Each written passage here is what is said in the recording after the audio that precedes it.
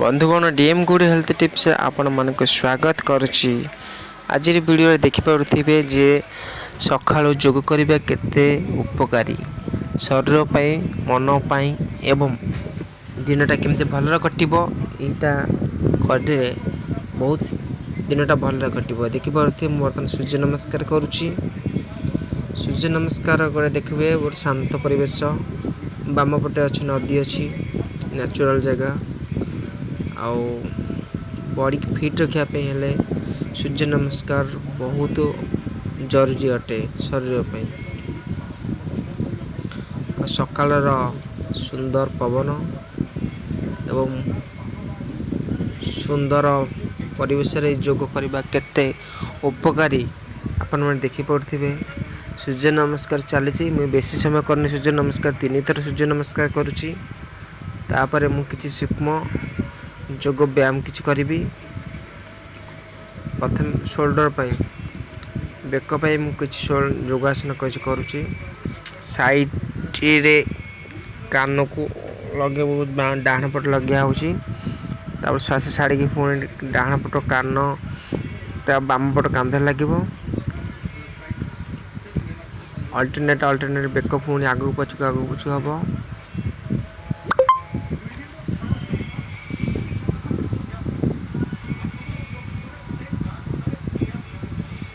आपण मैंने भी चाहिए प्रतिदिन सकाळु किसी समय बाहर कर निज 10 मिनट कि जहाँ भी 15 मिनट जहाँ समय किसी बाहर कर सका बुलाबुली कि योग एक्सरसाइज जहाँ भी किसी करें। आउ शोल्डर योगासन सरला बर्तमान मु करुच्ची। देखी पारे हाथ को बर्तमान आगू नौ हाथ पाई किसी जो योगासन जहाँ किसी अच्छी करुच्ची। कि मु प्रतिदिन योगासन वीडियो मु अपलोड करी आपण मन चैनल देखिपारे। आ वीडियो टी प्रथम लास्ट पर्यंत देखो। वीडियो को सदा लाइक शेयर कमेंट करके जनइबे आपण मतामत जनइबे। चैनल यदि सब्सक्राइब न करछन्ती करनेबे। एमितिका नुआ स्वास्थ्य संबंधी वीडियो मु अपलोड प्रतिदिन करी। ता सहित वीडियो को शेयर करने को भूलिबे नहीं।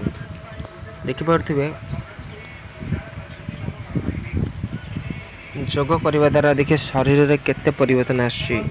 मु आपण मानक कंटिन्यू गोटे मासे गोटे मंथ करके देखेबी बॉडी किपरि फिट रहइबो।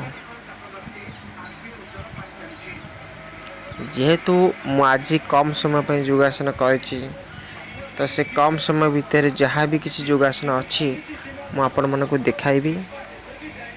देखि पड़थिबे जदि एमितिका परिवेश रे आपण माने योगासन करिवे किंबा मेडिटेशन करिवे देखिवे बहुत सुंदर लगे। मु जो योगासन करछि पाखरे गोटे अस्वस्थ वृक्ष अच्छी पाखरे नदी अच्छी एपटे बिल अच्छी एवं परिवेश तो देखि पारते के सुंदर परिवेश।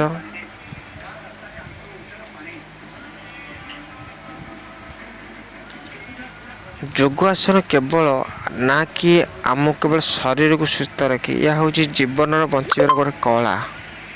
ता सहित मन को मध्य बहुत शांत करिथाए एवं योग आसन करने द्वारा गोटे मन को एभली आनंद लगे जहाँकि निजे करिले जी करिबो सी जानि परिबो। जेमती मु कहूली कि जमती आम रसगोला आम देखा खाली यदि न खाइबा तो आम जापर ता स्वाद केमती कि ना तो खाइले ही जापर स्वाद केमती। ठीक से भाई आम योगासन खाली आम प्रतिदिन वीडियो देखले हेनी आम प्रतिदिन निजे किसी चेष्टा करने देखी पड़े। बर्तमान जो बसिक जो योगासन किसी अच्छे सूक्ष्म योगासन अच्छी मुझे करुच्ची। योगासन देखी पड़े आपण मन चाहिए कमेंट बॉक्स रे मध्य करें कौ योगासन केमी दरकार जदि चाहते पेट कम करने से कमेंट बॉक्स रे कमेंट कर जनइबे। बॉडी किपर स्लिम रहिबो फिट रहिबो से वीडियो माध्यम आपण मानक जरिया पहुँचाऊँगी जे किपरि माने किपरि ये सब योगासन करने द्वारा बॉडी आम फिट रहिबो एवं ता सहित आमको फिट रहिबार अछि। ନା କି ଆମକୁ ବେଡ଼ି ମାନେ ଆମର ବେଶୀ କ'ଣ ମାଂସପେଶୀ ବଢ଼େଇବାର ଅଛି। ଆମକୁ କେବଳ ଫିଟ୍ ରହିବାର ଅଛି, ଯାହାକି ଆମକୁ କୌଣସି ରୋଗ ଯେଉଁ ଅଛି କେମିତି ଆମେ ମୁକ୍ତି ପାଇବା ସେଥିରୁ, ତା ଶରୀର ସୁସ୍ଥ ରହିବ। ଏଇଭଳି ଏଥିପାଇଁ ତ ଆମେ କିଛି ଆମେ ଯେଉଁ ୱାର୍କଆଉଟ୍ ହେଉ କିମ୍ବା ଯୋଗାସନ ହେଉ ଏସବୁ କରୁଛେ ନା। ଦେଖିପାରୁଥିବେ କଣ୍ଟିନ୍ୟୁ ଚାଲିଛି ଯୋଗାସନ।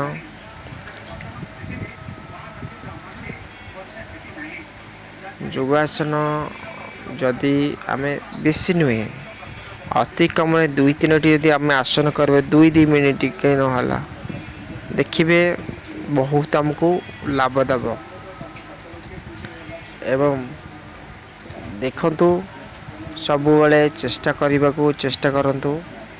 କିଛି ନହେଲେ ଚଲାବୁଲା ଟିକେ କରନ୍ତୁ, ରନିଂ ବି କରିପାରିବେ, ମେଡ଼ିଟେସନ୍ କରିପାରିବେ, ଯୋଗ ଏକ୍ସରସାଇଜ୍ କିମ୍ବା ସ୍ଲିପିଂରେ ଯେଉଁ ଅଛି ଯୋଗ ଅଛି ଶବାସନ ବି ସେଇଟା ମଧ୍ୟ କରିପାରିବେ।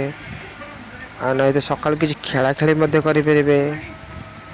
ଆଉ ବହୁତ କିଛି ଏମିତି ଅଛି, ଆପଣ ଚାହିଁଲେ ମଧ୍ୟ କରିପାରିବେ।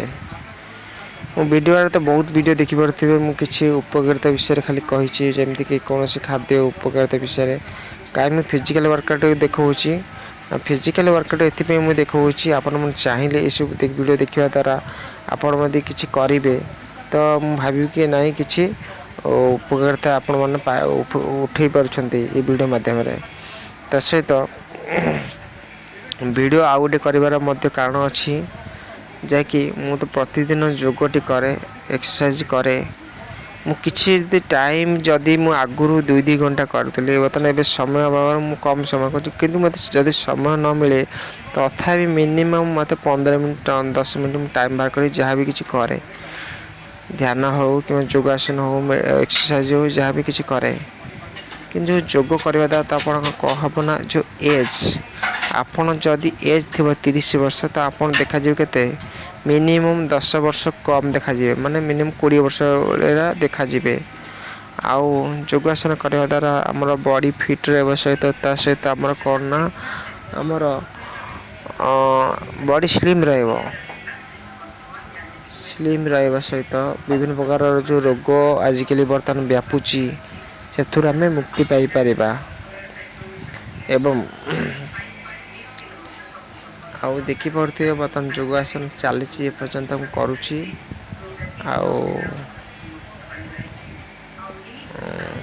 ଆପଣମାନେ ଏମିତି ଆଉ ଆପଣମାନେ କମେଣ୍ଟ ବକ୍ସରେ କମେଣ୍ଟ କରି ଜଣାଇବେ ଆପଣଙ୍କ ମତାମତଟି, ଭିଡ଼ିଓଟି କିପରି ଲାଗିଲା ଏବଂ ଆଉ କେଉଁ ଭିଡ଼ିଓ ଆପଣମାନେ ଦେଖିବାକୁ ଚାହୁଁଛନ୍ତି, ହେଲ୍ଥ ରିଲେଟେଡ଼୍ ଯେଉଁ ଭିଡ଼ିଓ ଦେଖିବାକୁ ଚାହୁଁଛନ୍ତି ଆପଣମାନେ କମେଣ୍ଟ କରିକି ଜଣାଇବେ।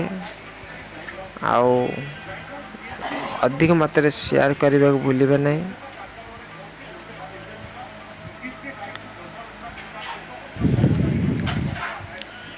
ଯୋଗ ଦେଖିପାରୁଥିବେ କେତେ ସୁନ୍ଦର ଭାବରେ ଯୋଗଟି ହେଉଛି। ଏ ବର୍ତ୍ତମାନ ଧନୁରାସନ ଚାଲିଛି।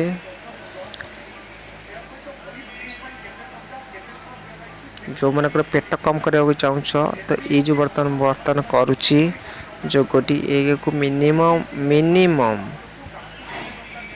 ଆକୁ ଆପଣ ଚାହିଁଲେ 100 ଥର କରିପାରିବେ। ଦ୍ୱାରା ପେଟ କମ୍ ରହିବ।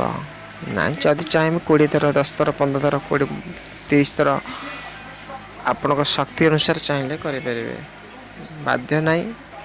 କିନ୍ତୁ ଯଦି କରିବେ ତ ଆପଣ ଲାଭ ପାଇପାରିବେ, ସେଥିପାଇଁ ମୁଁ କହିଲି। ଆଉ ଗୋଟେ କଥା ବନ୍ଧୁଗଣ, ଆଉ ଯୋଗାସନ ସରିଲା ପରେ ଆପଣ କିଛି ସମୟ ମେଡ଼ିଟେସନ୍ କରିବାକୁ ଭୁଲିବେ ନାହିଁ। ଶବାସନ ତ ନିହାତି କରିବେ। ଯେହେତୁ ମୋ ଭିଡ଼ିଓରେ ମୁଁ ଏଇଟା କିଛି ଅସୁବିଧା କାରଣରୁ ମୁଁ କରିନି, କିନ୍ତୁ ଆପଣମାନେ ନିହାତି କରିବେ। ଯେହେତୁ ମୋବାଇଲରେ କିଛି ଇସ୍ୟୁ ଆସିଛି, ସେଥିପାଇଁ ମୁଁ କଲିନି, ଚାର୍ଜିଂ ଇସ୍ୟୁ ଥିଲା। ଆଉ ଲଙ୍ଗ୍ ଭିଡ଼ିଓ ବନାଇବା ପାଇଁ ସମୟ କିଛି ମୁଁ ଦେଇପାରିଲିନି। କିନ୍ତୁ ମୁଁ ରେଗୁଲାର ନୂଆ ଭିଡ଼ିଓ ଅପଲୋଡ଼ କରିବି, ଆପଣମାନେ ଦେଖିବେ।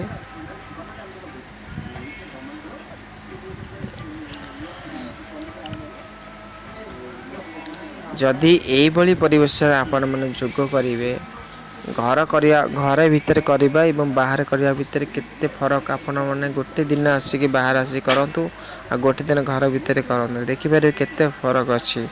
ଘର ଭିତରେ କିଛି ଖରାପ ନାହିଁ, କିନ୍ତୁ ବାହାରେ କରିବା ଦ୍ୱାରା କ'ଣ ଆମେ ଅକ୍ସିଜେନ୍ ବହୁତ ମାତ୍ରାରେ ଶରୀରକୁ ପାଇବା, ଯାହାଫଳରେ ଯୋଗାସନ ଯାହା ବି କିଛି କରିବା ଆମକୁ ବହୁତ ଫ୍ରି ଲାଗିବ।